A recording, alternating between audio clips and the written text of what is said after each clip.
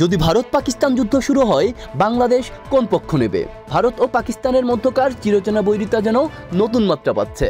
কাশ্মীরে সাম্প্রতিক জঙ্গি হামলার পর পরিস্থিতি আরও উত্তপ্ত হয়ে উঠেছে। এমন টান সময়ে প্রশ্ন উঠছে, যদি সত্যিই যুদ্ধ বেঁধে যায়, তাহলে বাংলাদেশ কোন পক্ষ নেবে?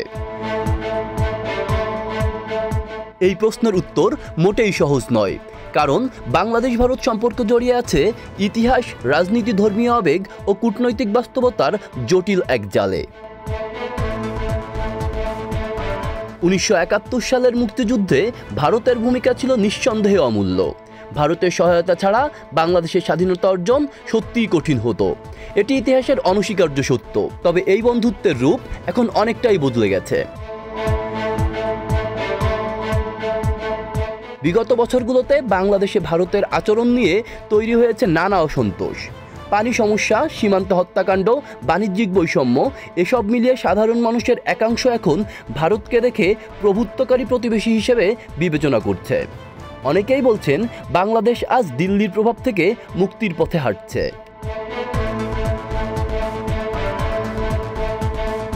অন্যদিকে পাকিস্তানের সঙ্গে বাংলাদেশের কূটনৈতিক সম্পর্ক এখন বরং গা ঘেঁষা। দুই দেশের মধ্যে বাণিজ্যিক যোগাযোগ চলছে উচ্চ পর্যায়ের আলোচনা।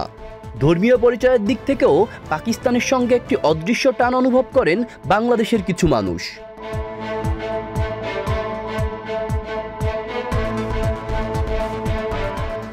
বর্তমান বাস্তবতায় দেখা যাচ্ছে, ভারত বাংলাদেশ কৌশলগত ও বাণিজ্যিক সম্পর্ক এখন আগের যে কোনো সময়ের তুলনায় অনেক দুর্বল। যেখানে পাকিস্তানের সাথে সম্পর্ক কিছুটা হলেও উষ্ণ হয়েছে। তবে প্রশ্ন এটাই, যদি ভারত ও পাকিস্তানের মধ্যে যুদ্ধ শুরু হয়, বাংলাদেশ কি করবে?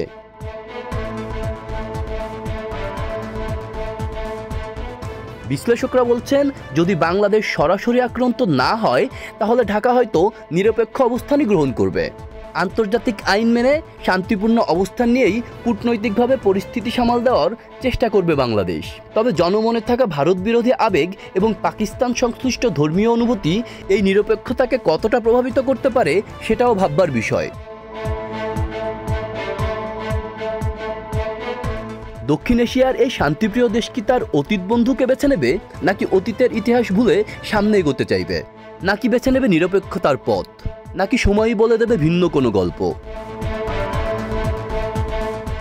আব্দুল্লাহ রফসান জনি, ঢাকা প্রকাশ।